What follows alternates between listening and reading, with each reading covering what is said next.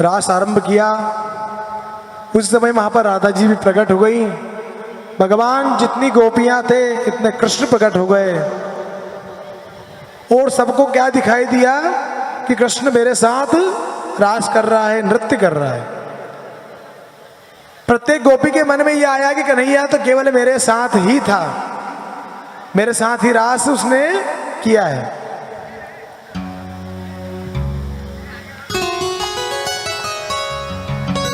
प्रत्येक गोपी के मन में यह भाव आया। तो कुछ देर के बाद गोपियों के अवस्था कैसी हो गई? हम साधारण मनुष्य के समान, हम साधारण मनुष्य के समान गोपियों की भी दशा हो गई। कैसी? थोड़ा सा अहम भाव आ गया कि कृष्ण तो हमारे साथ है ही सही, तो संसार में मन चला गया गोपियों का। हम भक्ति करने बैठे हैं, भगवान हमारे साथ है, सदृश है, परंतु मन संसार में चला गया तो भगवान दूर चले जाते हैं। तो गोपियों के साथ भी यही हुआ, अभिमान हुआ कि कृष्ण तो हमारा ही सही। संसार में मन चला गया, घर परिवार में ऐसी अवस्था हुई, भगवान उनको छोड़कर चले गए। छोड़कर चले गए भगवान के विरह में, वन वन में ढूंढ रही भगवान को। राधा जी को साथ लेकर गए, राधा जी को भी अभिमान हुआ, भगवान ने राधा को भी छोड़ दिया। हजारों लाखों गोपियां राधा जी को बीच में बैठकर जो है अनेक गुणानुमान भगवान के कर रही हैं, दुखी होकर। किस कन्हैया के लिए हमने हमारे घर परिवार संसार को छोड़ा, घर परिवार संसार को कन्हैया के लिए छोड़ा, और आज हमको वो छोड़कर चला गया। तो विलाप करने लगी गोपियां कि कन्हैया अगर तू नहीं आया तो हम इस संसार को त्याग देंगी। रोने लगी। भगवान प्रसन्न हो गए भाव को देखकर कि समर्पण त्याग है, और भगवान रोने से ही प्रसन्न होते हैं। भक्ति में ऐसा मनुष्य डूब जाता है, उसे केवल भगवान दिखाई देते हैं, रोमांच से खड़े हो जाते हैं, नेत्रों से आंसू झलकते हैं, वही भक्ति है। और केवल भगवान के सामने कुछ भी भेंट मत करो, केवल अपने नेत्रों से आंसू भेंट करो, भगवान प्रसन्न हो जाते हैं।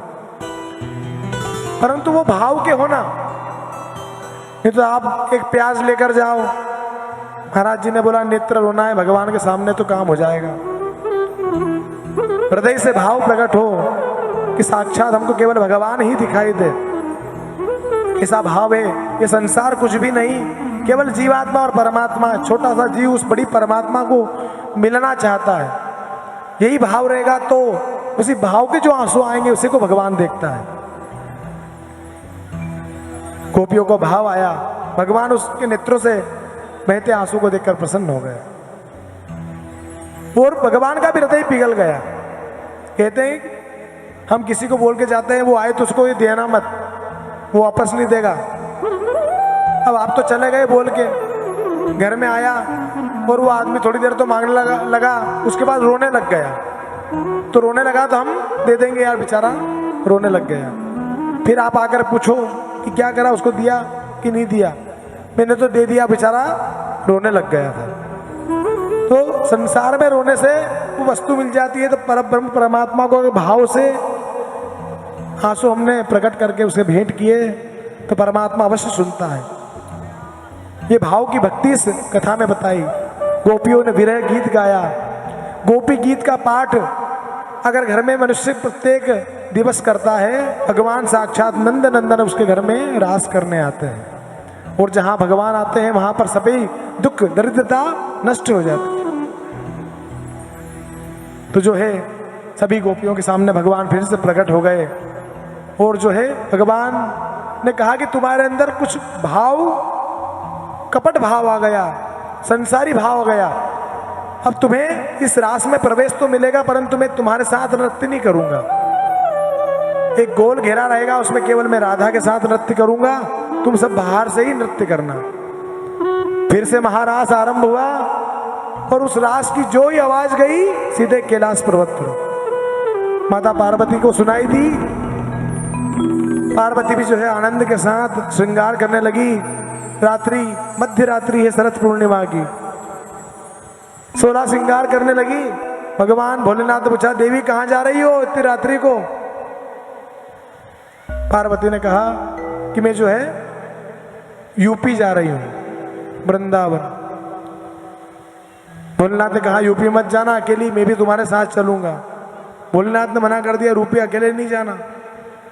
उस समय देख लो भगवान यूपी कितनी खतरनाक थी, तो आज तो रहेगी रहेगी, है ना। उस समय भगवान शंकर ने मना कर दिया, अकेली महिला को नहीं छोड़ा। भगवान भोलेनाथ ने कहा, मैं भी तुम्हारे साथ चलूंगा, वहां तुम्हें अकेला जाने नहीं दूंगा। पार्वती बोल रही है कि भगवान भोलेनाथ आपकी वहां पे कोई एंट्री नहीं है, केवल वहां पर पुरुष रूप में तो कृष्ण कन्हैया है, बाकी सब गोपियां स्त्री रूप में गोपियां ही हैं। वो महारास हो रहा है। तो भगवान बोला कि मैं तुझे अकेले तो जाने नहीं दूंगा। पार्वती से बोले, मैं भी चलूंगा तेरे संग में। राधा संग श्याम नाचे, मैं भी नाचूंगा तेरे संग में। रास रसेगा ब्रज में भारी, हमें दिखाओ प्यारी, बिरज में आ गए।